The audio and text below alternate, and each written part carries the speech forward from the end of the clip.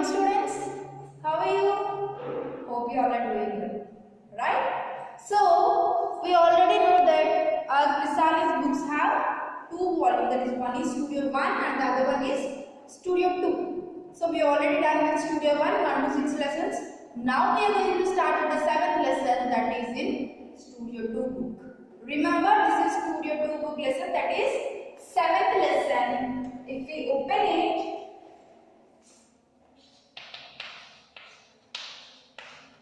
lesson name is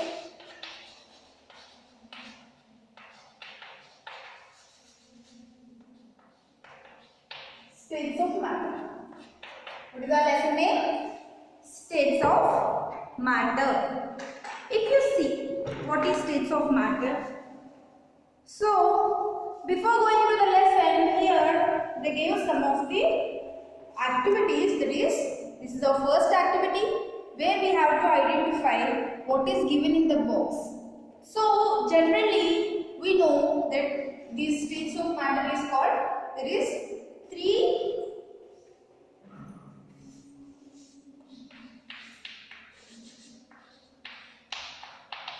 one is solid, other one is liquid, third one is gases. The states of matter is divided into three types, that is, one is solid and the other one is liquid and the final one is gases. If you see these three, in the starting of our lesson they gave some examples in the boxes. The first box, second box, third box, fourth box. So these all are the examples of these matter. One is solid and the one is liquid and the other one is gases. So these three you have to identify which one is the given in particular box and you have to color it with the particular box. If the solid is there, you have to draw a pink. If it is liquid, it is blue in color. If it is a gas, it is green in color. Next, so after completing this, if you see page number 2, you can find how the matter is exists. So that matter one is solid and the other one is liquid and the final one is gases, right? So if you see the example to identify what is solid and what is liquid and what is gas, we have to see some of the examples there. One is biscuit. What is this? Imagine this as a normal biscuit which we usually see. If you see, it will come into the solid particle example because it is a solid one. It is not liquid and it is not a gas. So if you see, if you do that into the small particles like this is break into parts. Like if you break the biscuit, what happened? Is it will show in the solid shape? No, it shows the small particles. It won't be like this. So these small things which we done are called particle. So the smallest part of the matter is called particle. Here what they are saying, they are given as an example of biscuit. If you break a biscuit, what happened? It becomes small pieces. Here biscuit we are calling as a matter. It's a solid matter. When it breaks the biscuit, what happened? It becomes a small particles. So here we are calling the smallest part of a matter. What is it? The smallest part of a matter is called a particle. Clear? Our lesson is states of matter, where we are saying matter is composed of three types.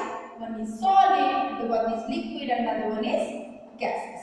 Now we are seeing the example, that is, we take a biscuit and we break it into a particular, like some shapes or some of the pieces. So now this we are taking as a solid matter. This is matter only, right? Composed of particles. So what we are doing? We are breaking these biscuits into different parts. What happened now? All these small pieces will come. Now these pieces is called as particle, and the smallest part of the matter is called particle. Okay. Next thing, if we see, so matter is in any state, liquid, solid, and gas is made up of particles. Even the smallest bit of broken biscuit is solid and it is made up of particles. Now what we are saying, these all small particles will form and compose a matter. These all will combine and give a particular shape to the particular object, and that we called as matter. Understand? Now if we see, if you take this a small piece of biscuit and again if you do a very small piece of a biscuit, now this one is also called as particle. These small particles will form this large particle. These large particles will form a particular shape of the matter. Understand? Next. Now, the amount of space occupied by a matter is called volume. I took one glass of water.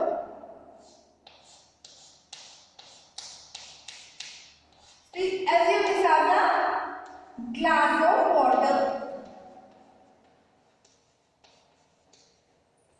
So if you see how much it occupied in the glass, now from here to here it has a particular shape of the water to the container. Means if you take this as a glass, this is the water space, and this water space we called as volume of the glass, volume of the water. So water is present in that particular amount. If you take a lunch box,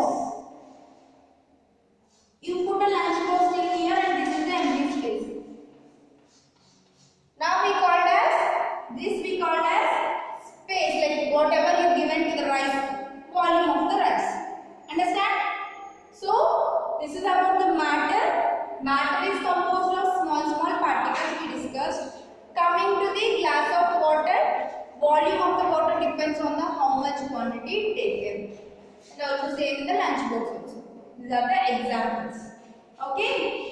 Now, this amount of matter in an object is called its mass. So, if we are calling this is the glass of the water, or else this is the lunch box. So, how much you taken into a particular amount, like this we called as volume. Now, how much the space it occupied, that is we called as mass of the particular object. Whatever it occupied, that we called as mass of the particular object. So,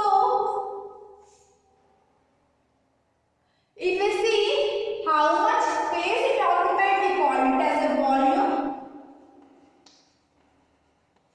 How the matter occupies, we call it as a mass. Volume is a matter that is occupied to the particular space. Coming to the mass, how much the object is present in that. Understand? Next. So the particles in the matter is held together by pull forces that exist between these attract the particles towards each other. As we discussed, these all small particles will combine and form this particular matter we discussed. Coming to this, which attraction, like what they are asking to bind together, how these particles will bind, those will bind by the force called pull force. What is this? Pull force. If you and your friend stand here, you both holded your hand and your friend is dragging you this side or else pulling this side, what happened? You will get attracted to her. This is my hand, this is my another hand. If I hold my hand like this, I will drag it like this or pull it like this. What happened? My hand will come here and it will hold with me like this. If some other hand will come and push or pull my hand like this, what happened? My hand and the other hand will combine with their another hand and they will be the formation of a group. Same like that, you, your friend and your other friends, if you all will pull together with your own forces, what happened? You all will form a group. Same thing, the pull force which is present between the two particles, whatever be the particle becoming a matter. Understand what are pull force? If you take two objects like this is my hand, this is my hand, these two are different particles. This particle of my hand attracted by this particle like this particle came to here and pull it like this. What happened? There will be a bond between these two particular particles. So now these won't be go back because there was a pulling force. My hand is pulling like this. If there is another hand come to me and it holds like this, what happened? Again there will be formation of glue. Same like that, one particle will come and another. This pulling force will form particular object that is we see before. Understand? That is a pull force that is present between the particular particles to form a matter. Understand? These pull forces between the particles are different in solids, liquids and gases. The way particles move and interact with one another in different states are commonly referred as behavior of the particles. What they are saying means, if you see in the solid, these particles like small particles will be different. Coming to the liquid it is different. Coming to the solid, so gases, it is different. All the particles are not similar in the three states of matter. Means if some particles will be present in the solid, may not be compared with the solid liquid, may not be compared with the gases. Three have different types of particles. These different type of particles we are calling as behavior of the particle. Behavior of particle. Understand? So this we usually see in the next picture, that is figure 2. See till here, first what we are discussing, our lesson is states of matter. This you find in volume 2 of your Chrysalis book, because with the 6th lesson we completed volume 1, we are going with volume 2, that is states of matter. That is 7th lesson you will find in the 2nd volume book. Now the states of matter is divided into 3 types. One is solid, liquid and gaseous. So first when we take it solid, we take biscuit and we break it into different pieces. That pieces we are calling as particles. These particles have a pull force and these are attracted by each other. See, like this. One particle will attract with another, another will attract with another. These all combine and form a particular object or a matter called biscuit. Okay? So these all are the particles. These all particles are pulled by a force called pull force, where it form a particular matter. Now, these all objects are not similar in every state. It is different from solid, from liquid and gas. This property, like different stages of the particles in different matters, we called as behavior of the particle. It won't be similar in every matter. It may be different from solid to liquid, liquid to gas. That we discuss in next class. And the space that is taken by the particular matter into the particular volume, particular state, that is called volume. Means how much it is occupied, and amount of matter that is present in the object, that we called as mass. The space occupied by a matter is called a volume, and amount of part it is taken into particular volume is called mass. Understand? This is about our today's class. We are going to discuss the next part in the next class. If you have any doubts, just call me. Thank you. Have a nice day.